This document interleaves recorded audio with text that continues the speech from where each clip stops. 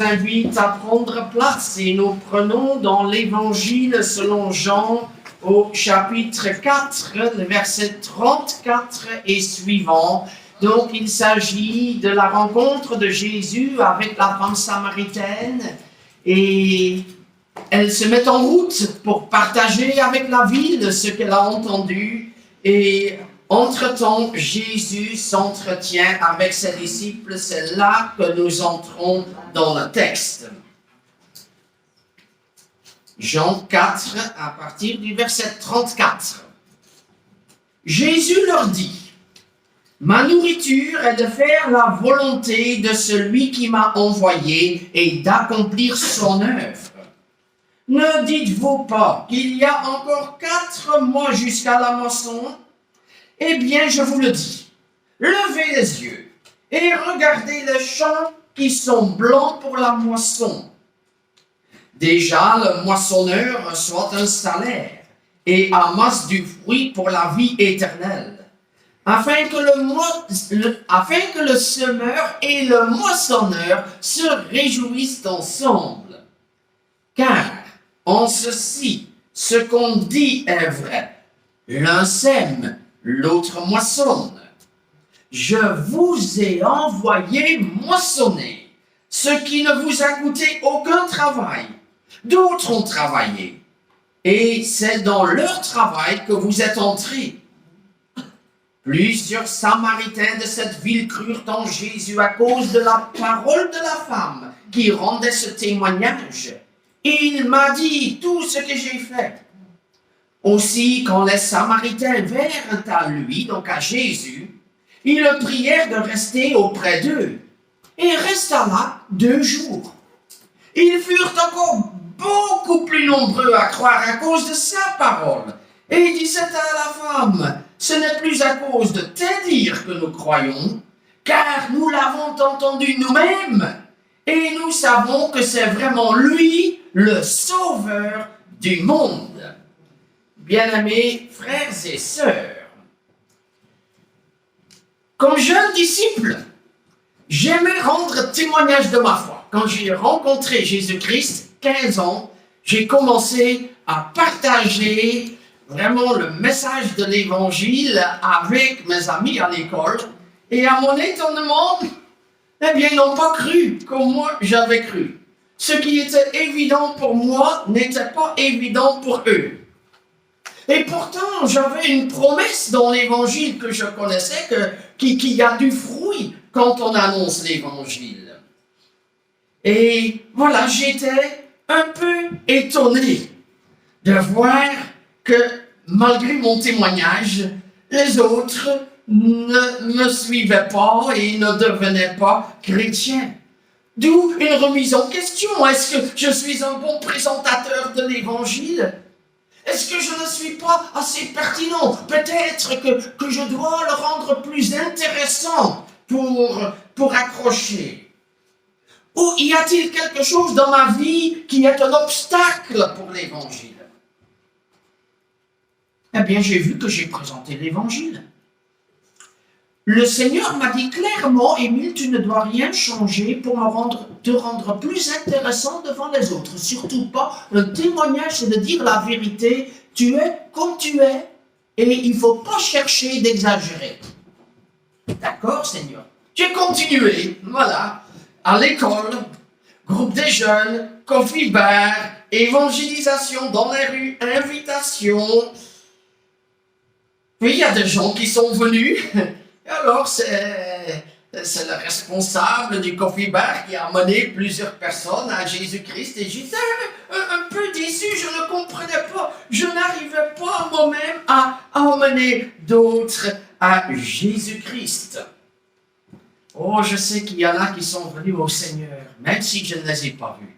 Je sais comment un prof de néerlandais a été marqué par l'Évangile. Parce que quand on avait des rédactions à faire, eh bien, moi, je présentais l'Évangile dans la rédaction, je présentais le point de vue chrétien, et tout sujet peut convenir.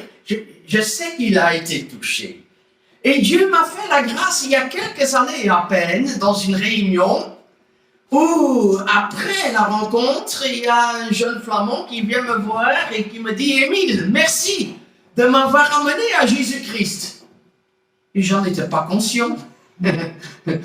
Ça fait presque 30, ça faisait une trentaine d'années. Et je dis « Ah, donc, il y a des gens qui se sont tournés vers Jésus-Christ par mon témoignage. » Bien-aimés, le Seigneur nous dit qu'il y a une moisson. Je vous le dis, levez les yeux et regardez les champs qui sont blancs pour la moisson. Le Seigneur nous dit qu'il y a une moisson. D'autre part, il dit qu'il y a des semeurs et des moissonneurs. Et là, on voit deux choses. À la fois, Dieu, Jésus, il affirme qu'il y a une moisson, c'est la souveraineté du Seigneur. De façon souveraine, il dit qu'il y a une moisson. Et d'autre part, il y a une responsabilité humaine à nous de semer l'évangile, d'être des témoins, mais aussi de moissonner. Et c'est là qu'il met l'accent dans ce passage. Je vous ai envoyé moissonner ce qui ne vous a coûté aucun travail. La souveraineté de Dieu, nous la voyons régulièrement dans la Bible. Jésus le dit, « Nul ne peut venir à moi si le Père ne l'attire. » Jean 6, verset 44. C'est l'œuvre de Dieu. Venir à Jésus, c'est le Père qui attire. C'est le Seigneur qui est à l'œuvre. Et Jésus dit aussi en Matthieu 11, 27, « Personne non plus ne connaît le Père, si ce n'est le Fils et celui à qui le Fils veut le révéler. » Donc, connaître le Père, c'est pas tant l'œuvre de celui qui annonce l'Évangile, mais c'est l'œuvre de Jésus-Christ, Fils de Dieu, qui peut faire de nous des enfants de Dieu qui connaissent leur Père céleste. Et c'est le Saint-Esprit qui convaincra le monde du péché, de justice, de jugement, c'est l'œuvre du Saint-Esprit. Et dans la nouvelle naissance, c'est l'œuvre du Saint-Esprit. Donc nous voyons l'œuvre de Dieu dans la conversion de quelqu'un. Il y a l'œuvre de Dieu. Et d'autre part, il y a la responsabilité humaine. Repentez-vous et croyez à la bonne nouvelle. C'est à chacun de nous de se repentir devant le Seigneur. C'est à chacun de nous de croire en Jésus-Christ. C'est à chaque chrétien d'aller, de faire des disciples. Et pour faire des disciples, il faut qu'il entende l'Évangile. Donc, c'est à chaque chrétien de partager l'Évangile. Et là, nous voyons souveraineté divine que la théologie réformée a mis en évidence, y a mis l'accent. La responsabilité humaine dans l'évangélisation, c'est la théologie évangélique. Et je dis, il faut les mettre ensemble, les deux sont importants. Voilà, je me qualifie donc comme un chrétien réformé, évangélique. À la fois la souveraineté de Dieu, son œuvre, à la fois notre responsabilité humaine. Bien-aimés, un train avance sur deux rails. Il roule bien quand les deux rails sont en place. Mais si plus loin il y en a un qui manque, là, c'est le déraillement. Pour le train, nous voyons bien qu'il y a des traverses, nous voyons comment les deux rails se tiennent ensemble.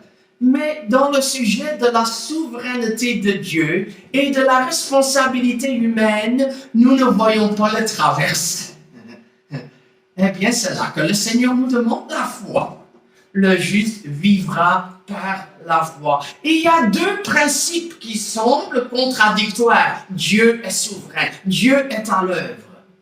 Mais à l'autre côté, c'est l'homme qui est appelé à proclamer, à se repentir, à croire. Donc, voilà deux principes qui, tous les deux, ont leur importance. Et ce matin, je pose la question, en quoi la souveraineté de Dieu nous encourage-t-elle à évangéliser? Ah, bien des fois, on a dit la souveraineté de Dieu. Si Dieu est souverain, l'homme n'a plus rien à faire. Et on connaît l'histoire dans les instituts bibliques, dans les facultés de théologie. On répète l'exemple de celui qui est devenu un grand missionnaire à la fin des années 1700. C'était William Carey. Et quand il était jeune homme, devant une réunion de pasteurs, il a annoncé qu'il voulait créer une société missionnaire à une époque où l'évangile ne s'était répandu dans le monde que dans les communautés européennes. Il voulait que l'évangile sorte pour tous. Et un vieux pasteur s'est levé et il lui a dit, « Asseyez-vous, jeune homme, lorsqu'il plaira à Dieu de convertir les païens, il le fera sans votre aide. » De quoi décourager. S'il convient à Dieu, il le fera sans votre aide. Ah, il y a un côté qui est vrai. Dieu peut convertir sans l'aide de l'homme et gloire à Dieu. Mais la Bible enseigne aussi que, allez, malheur à moi si je l'évangélise, dit l'apôtre Paul. Ça, c'est la responsabilité. Le Seigneur qui est souverain ne dit pas seulement que la foi, c'est quand le Père l'attire. Il dit aussi, allez, faites de toutes les nations mes disciples. La souveraineté de Dieu nous fait découvrir aussi l'appel de Dieu, mais aussi en évidence la responsabilité humaine. Et d'autre part, si nous voyons facilement ce qui relève de notre responsabilité, et si la souveraineté de Dieu reste un peu floue et loin de nous, alors nous risquons d'avancer dans la force humaine. Et on voit quelquefois des campagnes d'évangélisation où tout dépend d'une grande organisation, de belles affiches, de beaucoup de publicité, de beaux sites nets, d'un beau programme, d'une grande foule, d'une belle louange. C'est quoi une belle louange? J'ai une fois posé la question à nos enfants. Alors, et puis il y a un appel, quelquefois, insistant, si l'homme agit dans ses forces et perd la conscience de l'œuvre de Dieu, il va se fier dans les moyens techniques, dans l'organisation, dans la préparation, et il essaye de forcer les choses. Et finalement, on n'est que dans une dimension humaine. Bien-aimés, quand nous avons la conscience que l'évangélisation est l'œuvre de Dieu à travers de nous, alors même quand les choses ne tournent pas rond, même quand l'organisation n'est pas parfaite, même quand mon message n'est pas 100% top, je sais que Dieu est en contrôle.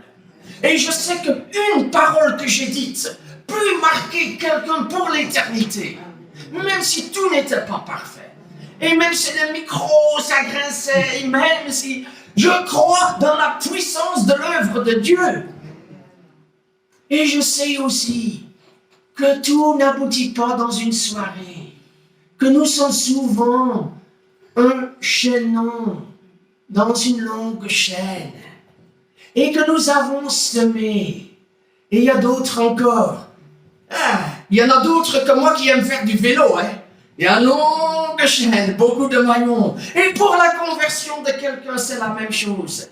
L'éducation des parents à la maison, on vient à l'église, on entend, on fait un catéchisme, il y a tel prédicateur qui passe, il y a un ami qui te parle, pendant tes vacances, tu entends sur la télévision, tu vois un programme, tu lis un livre, et il y a beaucoup de choses dont le Seigneur se sert. Et celui qui est témoin et qui dit, voilà, ce qui n'aboutit pas aujourd'hui, Dieu l'amènera plus loin. Je fais partie d'une chaîne, mais un jour, il y aura une récolte. Un jour, il y aura la moisson. Et je fais partie de cette longue chaîne de Dieu qui agit pour amener quelqu'un à Jésus-Christ. Et là, c'est vraiment formidable. Et souveraineté de Dieu, évangélisation se renforce. Et comme chrétiens, quand nous croyons à la promesse de Dieu, et qui dit que la moisson est blanc pour la moisson, les champs sont blancs pour la moisson. Mais quelle promesse pour nous! Bien-aimés, nous pouvons savoir qu'il y a une moisson. Tout chrétien, oui, toi aussi, ma sœur, mon frère, tu peux savoir que le Seigneur se servira de ton témoignage. Quand tu es authentique, comme Philippe de Courroux, sans exagérer, sans déformer des faits, mais en étant toi-même et rendant témoignage de l'œuvre de Dieu dans ta vie. Et partageons ce que dit la parole de Dieu. Le Seigneur se servira de toi pour que par toi, d'autres viendront à Jésus-Christ. Et cela va te soutenir surtout quand tu ne vois pas de gens se convertir. Comme quand j'étais moi jeune chrétien, j'étais un peu découragé. Je ne voyais pas des convertis. Mais c'est important que tu saches que Dieu va se servir de toi. Et même si tu ne le vois pas, par ton témoignage, il y a des gens qui viendront à Jésus-Christ.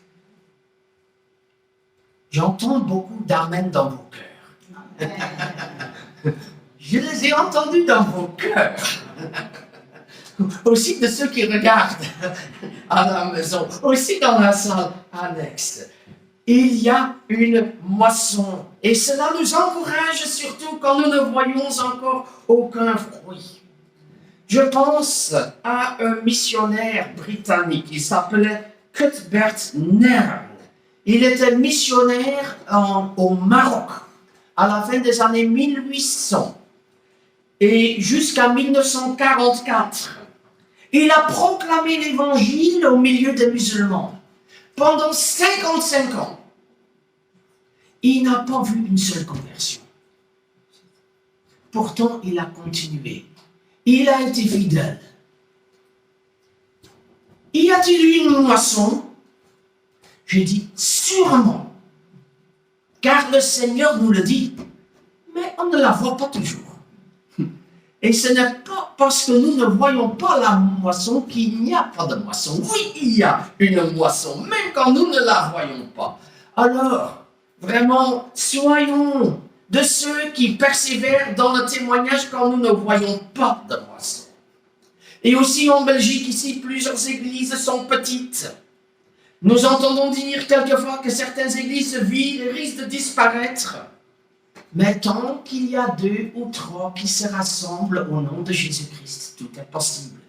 Et je me réjouis de ces églises qui continuent à prier, même quand ils ne sont que 2, 3, 4, et qui persévèrent. Et tant qu'ils prient avec foi, et tant qu'ils croient en l'œuvre de Dieu, tout reste possible. Le Seigneur nous dit qu'il y a une moisson. Et il dit ça aux disciples. Là où ils se trouvent, il y a une moisson. Là où tu te trouves, là où tu passes dans la vie, il y a une moisson. Et cette moisson peut être bien plus grande que tu le penses, parce qu'il ne dit pas seulement il y a une moisson de 2 ou de 3 épis. Il dit quoi? Les champs blanchissent. Alors un champ, c'est grand. Ton témoignage portera plus de fruits que tu ne puisses te l'imaginer. Le Seigneur nous a dit qu'il y a des gens autour de nous qu'il a élus dès avant la fondation du monde. Éphésiens, 1er chapitre, versets 4 et 5. Et ceux qu'il a élus, il les a aussi prédestinés, il les a appelés, il les a justifiés. Oui, le Seigneur a son appel. Il y a des gens qui doivent se convertir autour de nous, car le Seigneur les a élus, car le Seigneur les appellera. Et nous aurons encore la joie d'entrer dans la moisson. Et certaines églises petites se remettent à grandir. J'étais consulant à Clabec. Et il y a eu une crise, il y a eu une scission. Et il y a un moment, je n'avais que 2 personnes au culte. On était à 3. Mais même plusieurs dimanches de suite. Et on se disait quoi, voilà, nous continuons. Et aujourd'hui, eh bien, il y a 40-50 personnes qui viennent au culte. Et ça, c'est une grâce de Dieu. Et il y a des églises, quelquefois petites. Mais tant qu'il y a des gens qui continuent à prier et à croire aux promesses du Seigneur, tout reste possible. Et ça reste ma prière pour d'autres églises, pour d'autres communautés très petites, qu'elles puissent vivre la moisson. Jésus promet la moisson. Jésus nous dit que c'est lui qui appelle.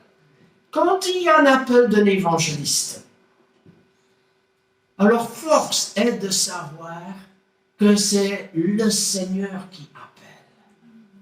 Ceux qu'il a prédestinés dès avant la fondation du monde, il les a aussi appelés. Qui a appelé? C'est le Seigneur Dieu qui a appelé. Alors quand nous sommes des serviteurs de Dieu, nous ne devons pas venir et on entend quelquefois, si tu veux, accepte Jésus-Christ. Est-ce une question de la volonté de l'homme ou de la volonté de Dieu? Dieu qui veut que tous les hommes soient sauvés et viennent à la connaissance de la vérité. La volonté de Dieu est importante. Alors on ne va pas demander, veux-tu croire? Veux-tu te convertir? Non, le Seigneur veut que tu te convertisses. C'est un langage avec la souveraineté de Dieu qui est beaucoup plus percutant que de partir de l'humain et de dire si tu veux, non. Le Seigneur veut. C'est tout différent. Et ça donne beaucoup de poids d'affirmer que le Seigneur appelle. Voilà. Si ton cœur est prêt aujourd'hui, est-ce que le cœur de Saul était prêt au moment où Jésus s'est révélé à lui? Est-ce qu'il voulait se convertir? Non. Le Seigneur est venu le déranger. Et il a interpellé de telle façon qu'il s'est converti. Quelquefois on dit si tu veux, si ton cœur est prêt. Et je dis même si ton cœur n'est pas prêt, le Seigneur est prêt. Et il t'appelle à lui. La souveraineté de Dieu. Et oui, ça peut être maintenant, et quelquefois c'est une longue chaîne qui amène quelqu'un à la foi.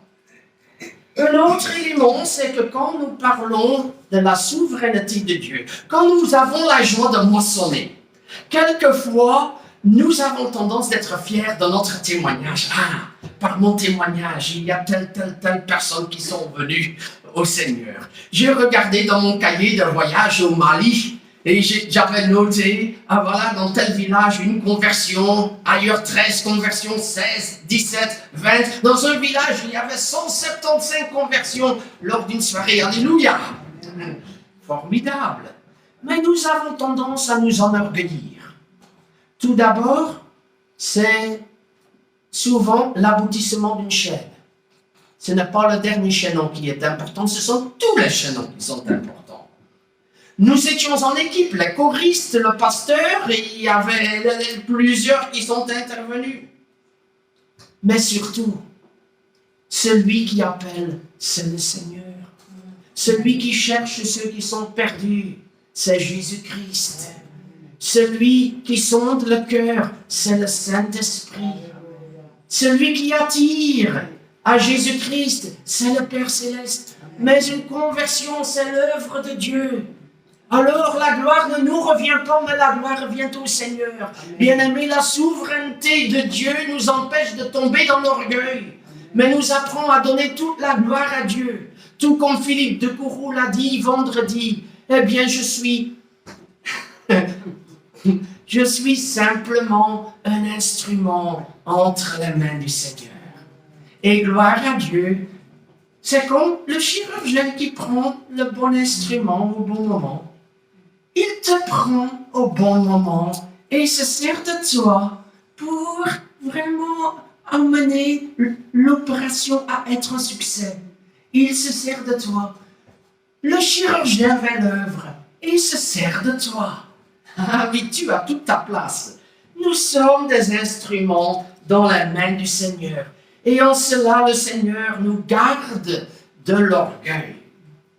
Mais, qu'est-ce que nous pouvons faire? On voit les disciples, afin que le semeur et le moissonneur se réjouissent ensemble. Quand quelqu'un vient à Jésus-Christ, quelle joie! Quand nous prions avec quelqu'un qui accepte Jésus-Christ dans son cœur, quelle joie! J'entendais une sœur de l'église d'Ottigny dans les 80 ans à l'hôpital. Elle me racontait que l'aumônière catholique était passée pour la dame à côté d'elle. Elle a écouté, et puis l'aumônière était passée, et puis il y a eu toute une discussion. Et puis à la fin de la discussion, l'autre personne a accepté Jésus-Christ dans sa vie comme son Seigneur et Sauveur. Et là, je dis, Alléluia, je suis vraiment édifié par ce témoignage. Et je peux penser à tant de moments. Il y a un frère parmi nous qui s'est converti ici au mois d'octobre, qui maintenant est présent quand son épouse n'est pas là, qui se prépare au baptême. Et quelle joie au moment où elle a accepté Jésus-Christ. Et il y a d'autres jeunes ici avec qui nous avons prié il n'y a pas longtemps qui ont accepté Jésus-Christ. Quelle joie! Quelle joie quand nous pouvons moissonner. Pas d'orgueil, non, mais la joie. Oui, quand quelqu'un est sauvé pour l'éternité, c'est la plus grande joie que nous puissions connaître. À choisir entre beaucoup de joies du monde et la joie d'une personne qui se tourne vers Jésus-Christ. Bien-aimé, mon choix est fait. Je sais qu'il fait le plus de bien si je dois choisir entre un moment de couple et une conversion. Je sais ce que je demande, que quelqu'un se tourne vers Jésus-Christ. Voilà. Quel moment de joie. Et surtout quand on voit par après la vie transformée. Il y a des années, nous étions en brousse au Mali. Et avant une réunion d'évangélisation en soirée au village, il y avait les 4 filles d'un instituteur chrétien. Il était affecté en brousse et il était chrétien, village animiste, et nous étions ensemble en partage. Et il y avait les 4 filles, c'était 2 paires de jumelles, entre 5 et 10 ans. Et je me suis mis à chanter le petit couplet, je me disais peut-être qu'elles connaissent dans leur langue. En mon cœur, j'ai choisi de suivre Jésus-Christ. En mon cœur, j'ai choisi de suivre Jésus. En mon cœur, j'ai choisi de suivre Jésus-Christ. Oui, pour toujours. Oui, pour toujours. Quand j'avais chanté ce chant, alors l'aîné s'est adressé au pasteur malien, Élie Sanogo, à côté de moi, et elle a dit, « Pasteur, aujourd'hui nous voulons nous convertir. » Alors, pasteur, il m'a demandé, Émile, explique quoi ce que c'est, se convertir. Donc moi j'ai donné l'explication. Et puis après, quand j'ai terminé, lui a dit aux filles, maintenant je vais prier avec vous dans votre langue pour recevoir Jésus-Christ. Et c'est là qu'elles ont prié, qu'elles ont reçu Jésus-Christ comme leur Sauveur et Seigneur. Mais plusieurs années plus tard, nous étions dans un autre village où l'instituteur était affecté, je le retrouve. Quelle joie! Et puis on était dans une réunion, et on nous offrait des bouteilles de coca. Il y avait une bouteille de trop. Et il y avait plusieurs enfants. Il y avait une de ces jumelles qui était là. Et puis, on parlait de choses sérieuses, mais j'observais les enfants. Qu'est-ce qu'ils vont faire? Plusieurs enfants avec une bouteille de coca.